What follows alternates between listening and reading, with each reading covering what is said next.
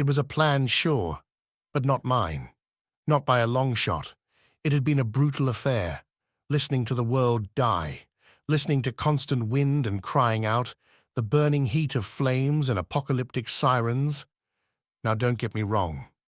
We all saw it coming, like the most cliche ending to the most cliche story. People stopped fighting the disease and the crumbling government. People like me gave themselves up for experiments of all kinds. Only, that's where I went wrong. That's where my story changed. The cursed day I let them put me in this box, so long ago I'd forgotten what real air felt like on my skin. I could, however, vividly remember the first day. The day they stripped me down and put me in this white pair of overalls, when they painted my nails white. Did my hair quite nicely. They fed me and got me to the peak of my health. I had muscles tracing down my arms and legs, and I could see without glasses. I thought it was the best decision ever. Until the box came. Until they showed me to the glass box. About the size of a barn, if you can remember what a barn was. I know they haven't been used for centuries. Anyway, I'm pretty sure the government spent the last of what money they had on the thing. It was my own biosphere, indestructible, and just for a flourish, could not be opened.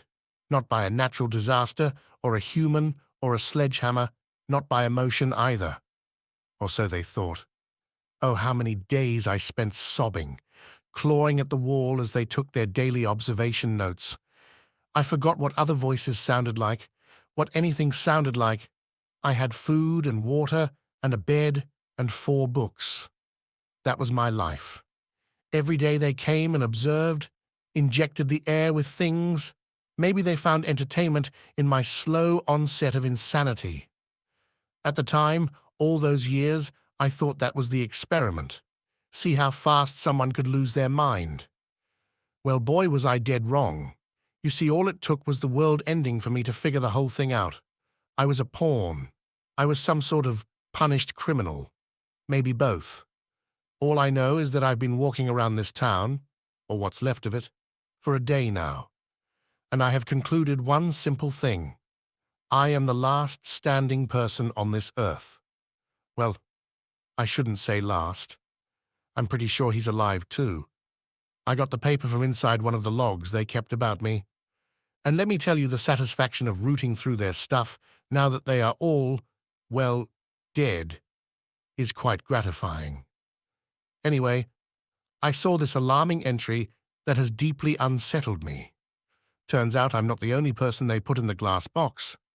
They, according to their words, found the 2 people with the perfect vitals and stats and shoved them in these containers. Not to try experimental drugs or conduct phycology experiments, but to make sure 2 people survive. And the thought of that just makes me hope and pray the other kid didn't make it. I mean, if he did, I'm quite literally living the joke everyone made in the 3rd grade. If I was the last person on Earth, fill in your own blank. I stooped down to pick up a can of corn, which remarkably had remained intact. Carefully using a knife I had scavenged yesterday, I popped that sucker open, drank it like water, and puked it up like water. Lately, I couldn't eat anything without getting nauseous, except for a donut. I had a donut 2 days ago, and it was more than delightful. I peered at my watch. 13 minutes. I had to get to the next city before sundown. That was my plan anyway. Take it day by day, town by town. Get as far away from here as possible. Shoot, I'll walk all the way to Canada if I have to. Anything to get as far away from survivor number 2 as possible. I was not about to willingly cross that bridge. And if we are being totally honest, what if he's not even aware I exist? Or what if I find other people? Suddenly, and completely unexpectedly, a shotgun blast snapped me out of my train of thought. My muscles seized, and before I knew it, I was diving into the nearest store and cursing. Not because I had been shot at, no, that's happened before, but because that meant someone was alive. Intending to run across the street, I eased out from my doorway and ran halfway across before I saw him staring back at me like a terrifying idiot. He clearly had picked up the shotgun from some house somewhere. It wasn't his. He had never shot it before just now. How did I know that? because he too was dressed in white overalls, bare, perfectly manicured feet, and not a scratch on his body, just like me. He was the other box boy, standing right before me. "You can't shoot for language," he hollered back. Suddenly I hated him even more.